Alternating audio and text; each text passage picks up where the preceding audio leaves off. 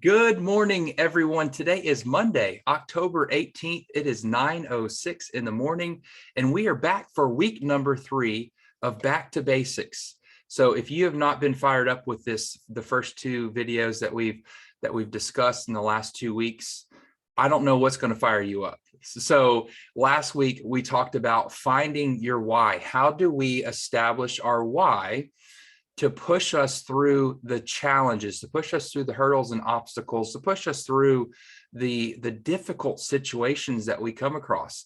And we're not just focusing on real estate, right? It could be any type of business. It could be teaching. It could be mortgage. It's anything. You have to figure out what is going to push you and continue to motivate you to achieve your goal and whatever you have set. So go back and listen to that. Stephanie Furness shared, and she did an incredible job. And today we've got an exciting topic that we're covering is online leads, prospecting. Which online lead platforms are good? Which ones are maybe not so good? How do you convert online leads? Now we're gonna do a deep dive into converting online leads in a couple of weeks, but Corbyn Ward is here. He is going to share what he's done to build his business using online leads to help keep his business going, to drive it into a referral type business. So Corbyn, thank you so much for being here. And I'm excited to hear what you're going to share with us this morning. Take it away. Hey, good morning, guys. How are you all? This is Corbyn Ward with Anchor Real Estate Advisors. I'm just going to discuss a little bit about paid leads that you can generate online. And so more specifically, I use Realtor.com in the past. So I've been using that just over a year now. And basically, it's a realtor platform where you not only get leads, but you can actually market yourself on the platform as well. So just to go over a little bit of the offering packages that they have, there's a number of them. But just for a baseline, on Realtor.com, I'm not sure about Zillow, but I'm sure it's pretty familiar. But you pay by the zip code. So basically, depending on the location that you're trying to scope out or you're trying to farm, prospect, they're going to have a different number on that zip code. And you could either possibly share it with another realtor, or you could just do it solo. It really just depends on what kind of package you're going for. The other package that's also involved with that, with the Realtor.com package, is basically marketing. So say a prospect goes into your search bar and they type in Brazelton, Georgia. Every second house that pops up, your contact information is actually going to be displayed on that page. So whenever they're scrolling through homes, they're going to know who to contact for that area. So that's a big one. I actually got a few customers from doing that. So that's just something to keep in mind that Realtor.com has to offer as well. So basically, whenever you do talk to a Realtor.com rep, they're going to discuss the marketing data that goes behind each zip code. And that's how you can really decipher and pinpoint on where you want to be. So they're going to show up marketing data such as median home price, closings for the month, the number of activity that people are looking for in that area. So all that data is going to be displayed. And whenever you do choose your zip code, that's the data that I go for. So back to the contracts. Actually, the contracts for Realtor.com, they can really depend. Typically, you can do 6 months to a year. 6 months contract, I like those preferably because say I don't get much activity from that zip code, I can actually easily just bounce out of that after 6 months and then go to a different zip code. But they do offer you a benefit. If you do a 1 year package, you pay, I want to say significantly less, but you do get a discount. They do have their own CRM platform. So basically, whenever leads come in, it just goes right into their own Realtor.com CRM. And that's how you can really, I guess, be efficient with emails, with targeting them. They got all their contact information in there, the areas that they're scoping out. It actually shows you what they searched, the criteria specifically. And that's what I really liked about Realtor.com. Again, I'm not sure about Zillow or any other platform. I know that Anchor, we use Sync. And that's basically the same thing as Realtor.com. Just Realtor.com is obviously more exposed because they're named Realtor.com, and a lot of it just goes straight to that. Let's see here. So this has helped me significantly, actually, with my sales pitch. So you're going to get a different dynamic of different customers that are contacting you. Well, not contacting you, contacting the property. Okay, so you're going to get a wide variety of people. I would say 60 to 70% of the people that I'm in contact with are first-time home buyers. And that's really, you really have to be in their ball court and guiding them through this process through the entire time, because they're reaching out on Realtor.com for a reason. They don't know much and they want to find out answers, and you're there to lead them. So really, that really helps you on your sales pitch, because each person is different. So you can kind of play around and see which one has been hitting better with different folks. So I think that's helped me come out of the box a little bit to kind of just see what works for me. It may not work for everyone else, but it specifically worked for me. Exposure. So back to the marketing side of things with Realtor.com. Again, your name is displayed if you actually choose to do that package, but also leaving reviews. So whenever you do get a client and it actually closes, please get a review from them. Because once that actually happens, it actually goes into the Realtor.com database. And then if they want to look you up, say someone's from out of state and they have a friend that's over here and they just want to look up some information on you, boom, you got 5 stars on Realtor.com from reviews and whatnot. And it shows you the data behind houses that you listed and that you've been involved in and sold and purchased with buyers. So that's a big perk. I feel that Realtor.com has.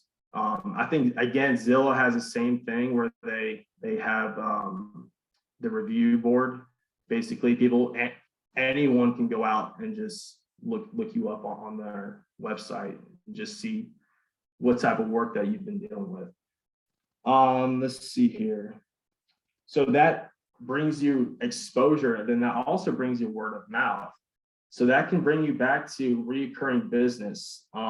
So for example, when I first started out with Realtor.com, I purchased zip codes in Jefferson, Georgia, and a lead came in and she wanted to go out to Elberton, which is about an hour and a half, 2 hours from here in Brazelton. And it was over a $30,000 property, nothing crazy, but it was a solid lead. I had to go. So I went out to that property, inspected it. She snagged it up that same day. And really, we formed a relationship because she's an investor. So I've actually had 3 different transactions with her within the past year. So that's something to reflect on, and something that you can bring on board, not just through Realtor.com, but just in general. You want lifelong clients, and this is something that can help you. And really, what really comes down to it with the first-time home buyers, being that 60% to 70%, you got to ask the right questions. Asking the right questions is going to get you a lot farther than not asking questions, because it could lead you in the wrong direction. And also your clients. So really to just get a transparent page for both you and your client, you just want that to be covered, and you just want it to be transparent fully, and really just dive right into the hard questions, because those are needed to be answered really. And I'm trying to think of what else. Realtor.com. I mean, again, that's just realtor.com. I'm just bringing up a solid example of what I've been dealing with through realtor.com.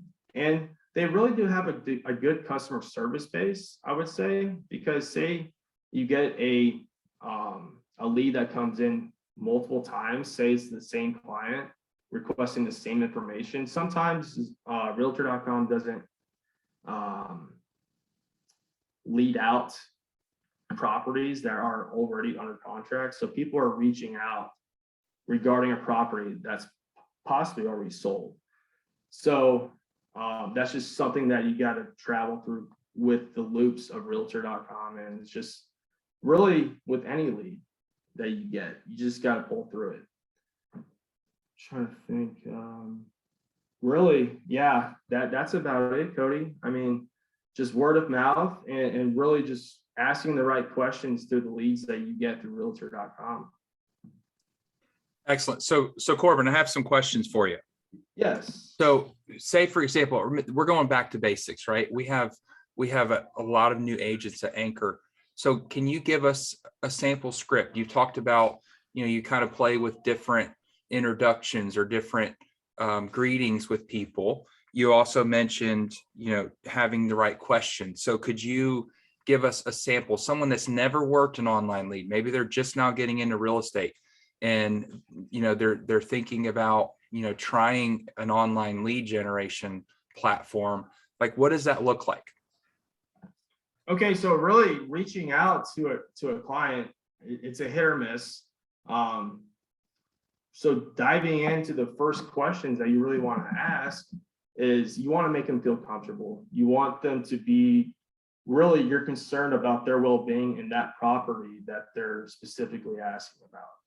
So really, whenever I get a lead in a specific property, I actually do a 5-minute research on that property right before I give them a call.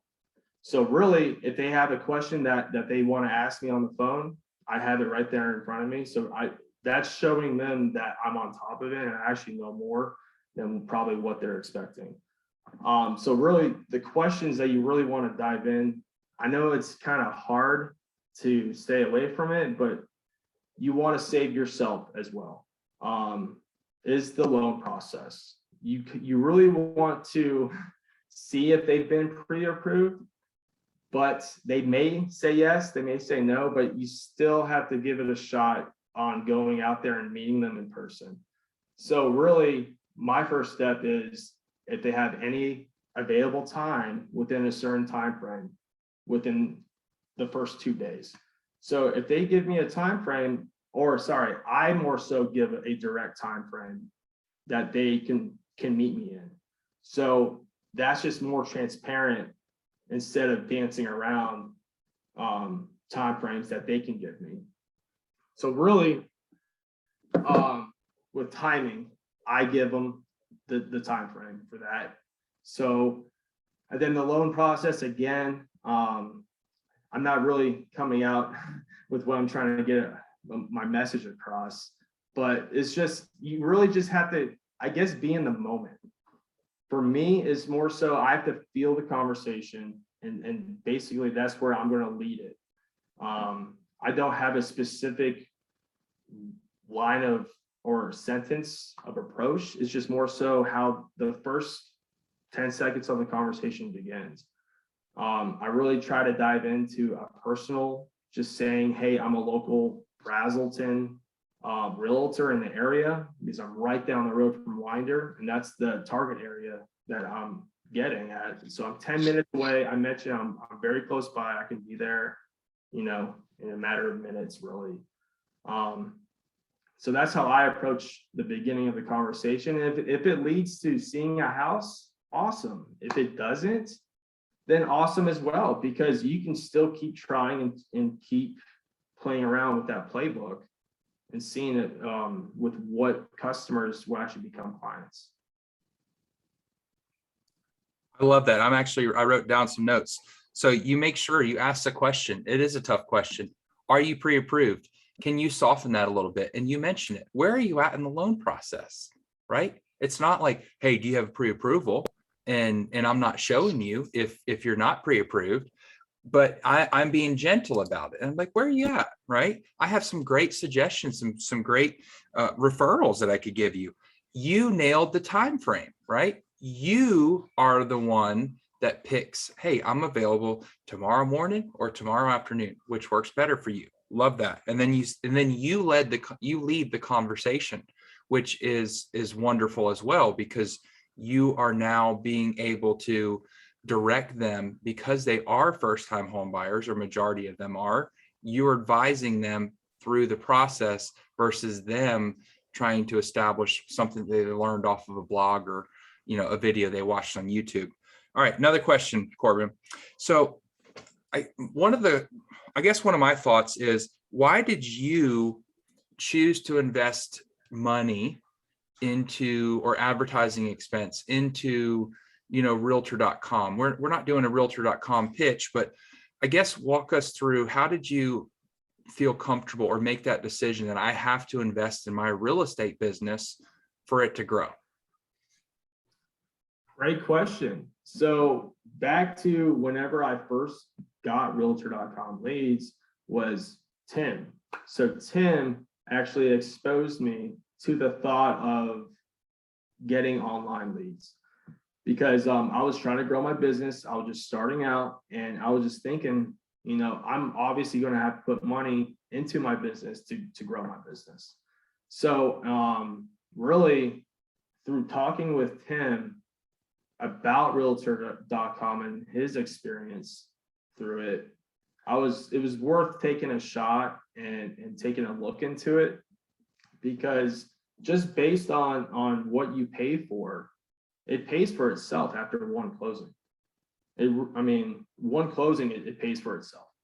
So, and you could get 10, 20 closings from it. It's really endless. It really just depends on the situation, on what lead comes in. And really, Tim guided me to go towards realtor.com. And actually, I did some research, some due diligence myself as well. And it was just the best option for me at that time. And it's worked out great. Again, one closing pays for itself.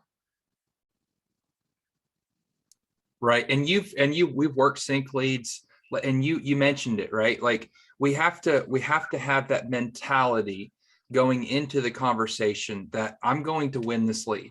And if I don't win this lead, then I'll get the next lead. But it can be frustrating when you're making phone calls and the number is disconnected, or the email is junk. So, a lot of it is that the mental battle where, all right, I'm going to win this lead and they're going to fall in love with me. So, that, and you said that I'm going in to build relationship. I don't know this person from Adam.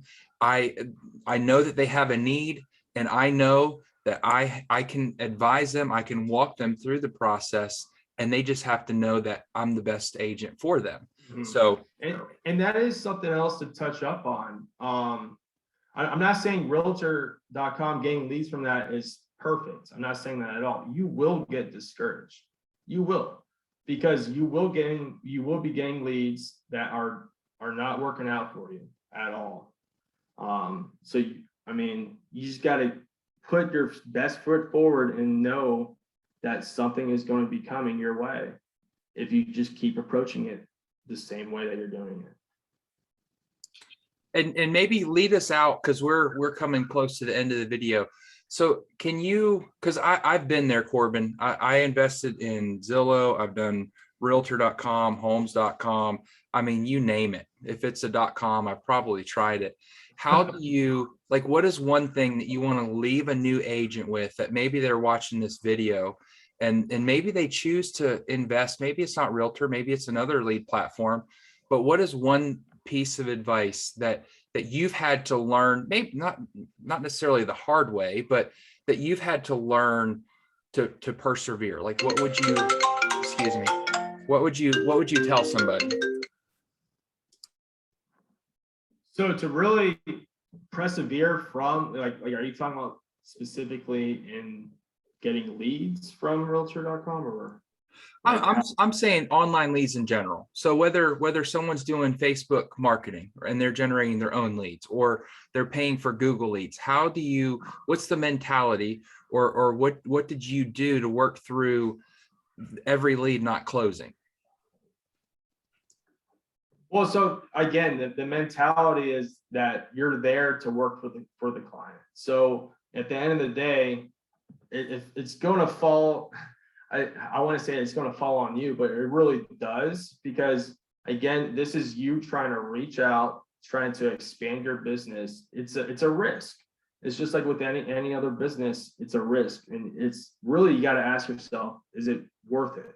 Is it worth the risk to take? And that's really what I think would be left off starting off a business.